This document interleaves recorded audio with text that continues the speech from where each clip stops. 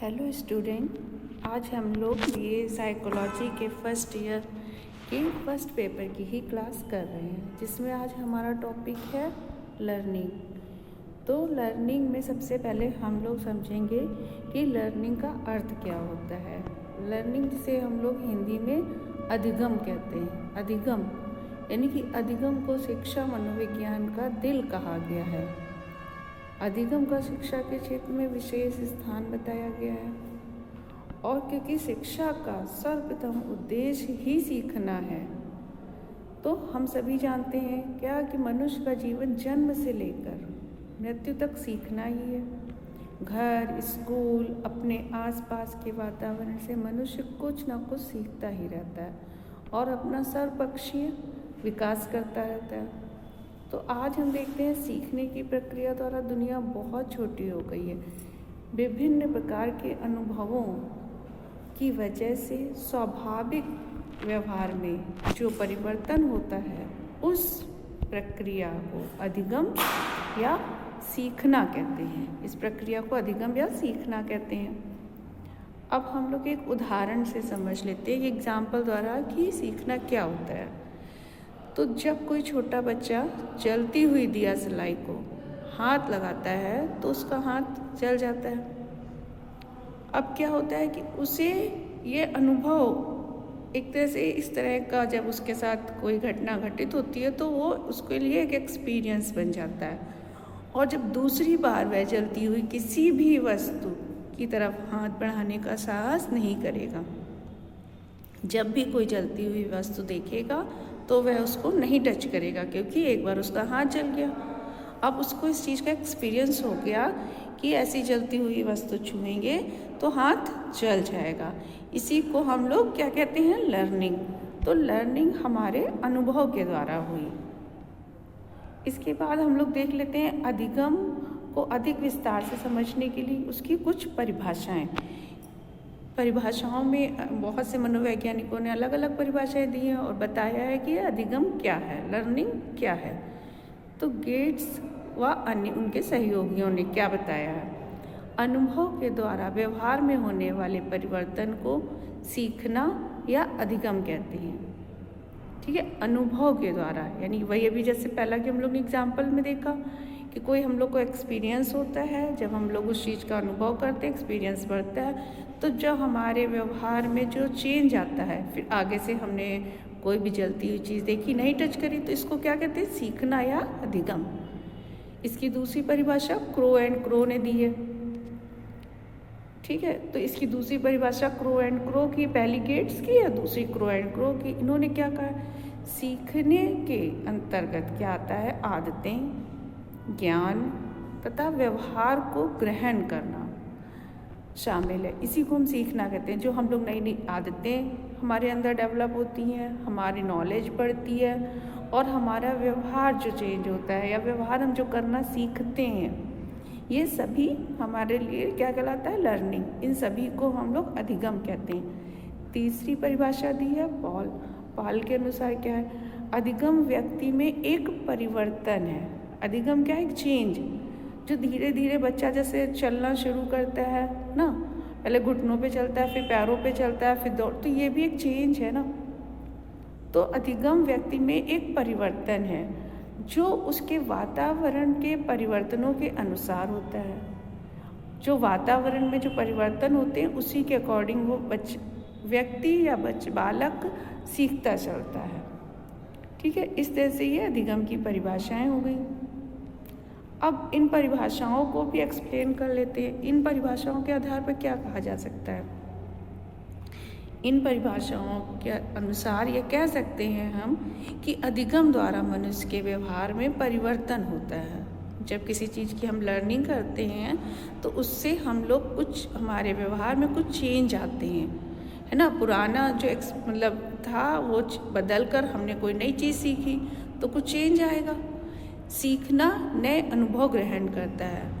Learning यानी कि नए एक्सपीरियंस हमें मिलते हैं।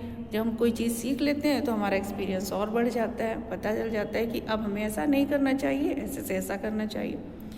यह जीवन भर चलने वाली प्रक्रिया है। तो लर्निंग कभी रुकती नहीं है। मतलब बालक जब जन्म लेता है तब से शुरू हो जाता है और मृत्यु पर्यंत लर्निंग चालू रहती है।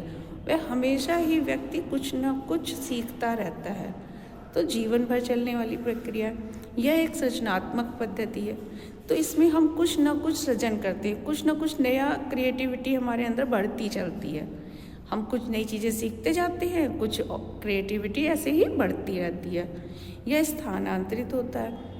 स्थानांतरित कैसे होता है? जैसे पहले आपने साइकिल चलाना सीखा, उसके बाद अब आपको बाइक चलानी है, तो साइकिल चलाना जो सीखा है तो बाइक चलाना आपके लिए आसान हो गया। तो लर्निंग हमारी ट्रांसफ़र भी होती है।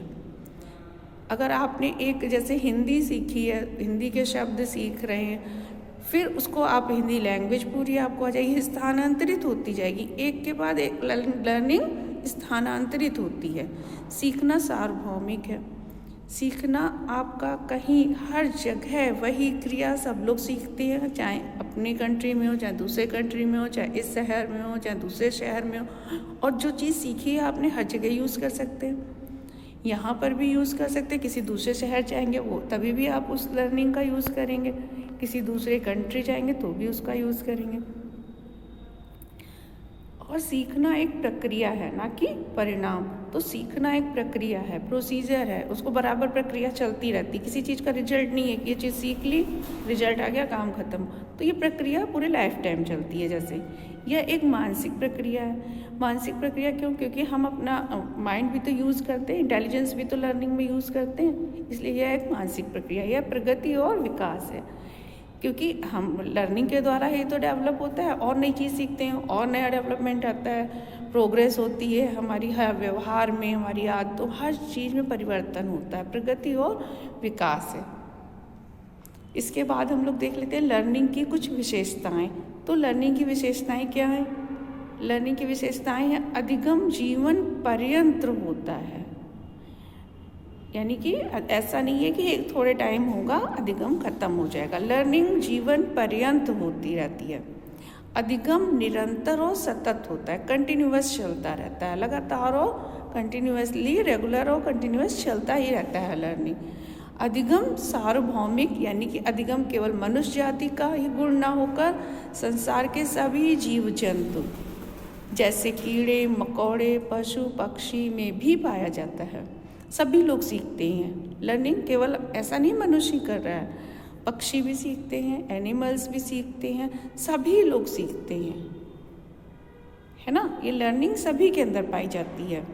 सीखना परिवर्तनशील है। तो सीखने से क्या होता है? चेंज आते हैं। अब क्या? अधिगम उद्देश्यपूर्ण होता है। अधिगम उद्देश्यपूर्ण होता है। अधिगम के द्वारा उद्देश्य की प्राप्ति होती है। किसी भी उद्देश्य, जब हम कोई चीज़ लर्न करते हैं तो हमारा कोई उद्देश्य पूर्ण होता है। अब क्या है 6 नंबर की लर्निंग विकासशील प्रक्रिया है। लर्निंग के द्वारा विकास होता जाता है। जब हम नई चीज़ें सीखते जाते हैं तो डेवलपमेंट बढ़ता जाता है। और इसके बाद अधिगम सामाजिक होता है। समाज में रहकर हम नई नई चीज़ें सीखते हैं। यह समाज में समायोजन में सहायता करता है। जब हम कोई चीज़ें समाज में रहते हैं तो हमें समाज के अनुसार व्यवहार करना पड़ता है। तो जब हम समाज के द्वारा ही व्यवहार सीखते हैं तो हमें समाज में एडजस्ट करना आ जाता है, तो समायोजन में सहायता करता है। सीखना यानी अधिगम वातावरण की उपज है। वातावरण की उपज कैसे? वातावरण, आसपास के माहौल में जब हम लोगों को कोई काम करते देखते हैं तो खुद भी करना शुरू कर देते हैं। हाँ, ये व्यक्ति ऐसे कर रहा है तो हमें भी ऐसा कार्य करना चाहिए, तो हमारी लर्निंग हो जाती है। ठीक है, यही तो लर्निंग है। एक दूसरे को देखकर हम लोग काम करना सीखते हैं, पढ़ना सीखते हैं, बोलना सीखते हैं। तो ये वातावरण की उपज है। वातावरण में हम जैसा देखते हैं वैसा ही व्यवहार करने लगते हैं और हमारी लर्निंग हो जाती है। हम चीज़ें सीखते जाते हैं। लर्निंग को ही अधिगम यानी कि सीखना कहते हैं। ठीक है, और इसके बाद क्या है? अधिगम प्रक्रिया विवेकपूर्ण होती है, यानी कि इसमें हम मानसिक प्रक्रिया, हम मस्तिष्क का, बुद्धि का यूज़ करते हैं।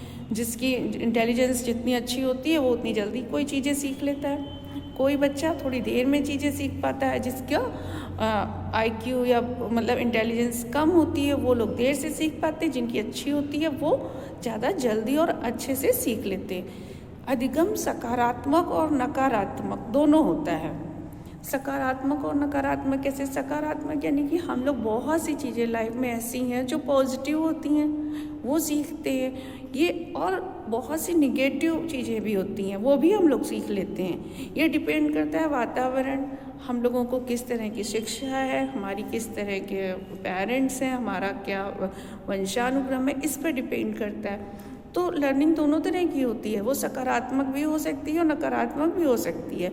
यानी कि सही दिशा में जो जा रही है, जिसका पॉजिटिव रिजल्ट है, तो सकारात्मक हो गई। और अगर उसने कुछ बातें बुरी सीख ली, कुछ गलत बातें सीख ली, तो वो नकारात्मक लर्निंग हो गई।